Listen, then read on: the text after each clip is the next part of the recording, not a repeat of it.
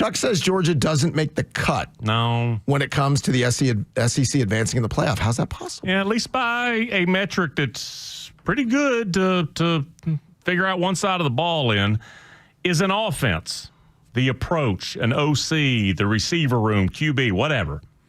Is it built for chunk plays and tempo, or is it built for possession grinding?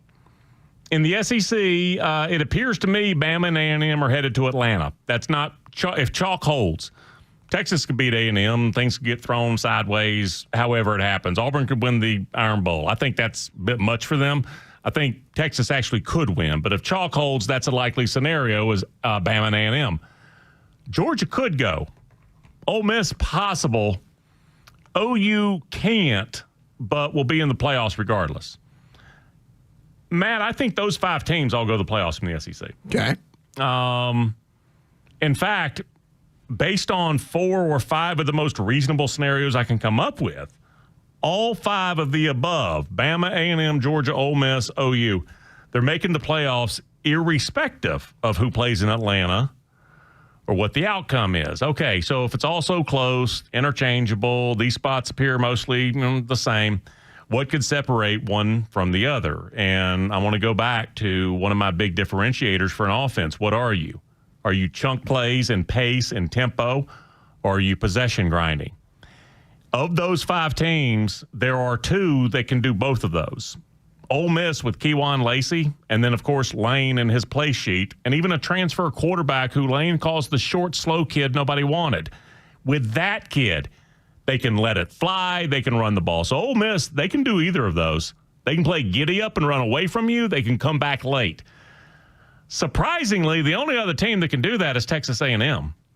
And I know they imported a bunch of talent in Mario Craver and Kevin Concepcion, but they had Evan Stewart. They had Noah Thomas. They've had receivers before, and it was always like slamming your head in the wall to expect him to get really aggressive and downfield. Now, that was Jimbo, and that was, before that. And even with Kevin Sumlin, if you go back to about the last 2 years of his tenure.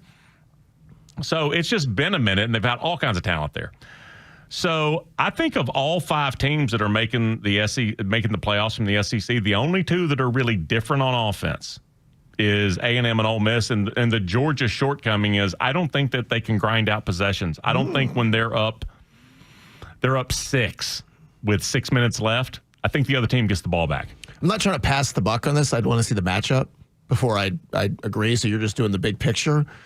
Against a playoff caliber defense. Right, and that does factor into it. And again, they're not up 9. They're not up, like they could lose the game. Can I give you another reason I'm not ready to get? They haven't had many of those where they've had to grind it out. No, but you've seen them run the ball this year. They don't strike me as a team that can, against a top caliber defense, we're gonna keep the possession here. You ain't getting it back. I'll tell you this. I feel A&M can do that, and Ole Miss can do that. I feel a lot better about it now than I would have earlier in the season.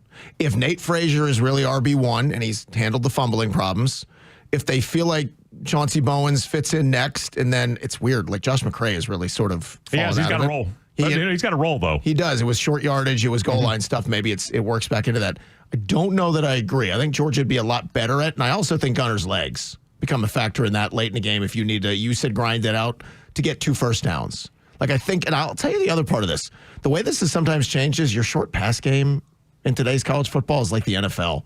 Like you saw Georgia on some 4th downs against Texas turn to the passing game on a 4th and 1 to try to do a little misdirection and keep the clock moving in that case. Now that game was still in doubt in the 3rd quarter when they went on a 4th down, but you're talking about it's 24 to 14. There's 8 minutes left and you're trying to grind it out. I don't know that I totally agree. I think they're better prepared to handle that now than they were earlier in the year. I know that Alabama can't do that.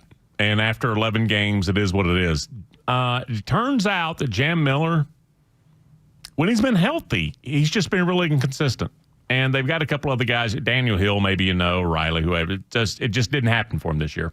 And then the other team, OU, it's been an awful time trying to figure out their ground game week to week. And they've relied a lot on Mateer, and you can kind of look at Mateer and see it in the way he walks around. So for 2 teams, I think you would agree, OU and Bama, they've had an awful time with it. Agreed.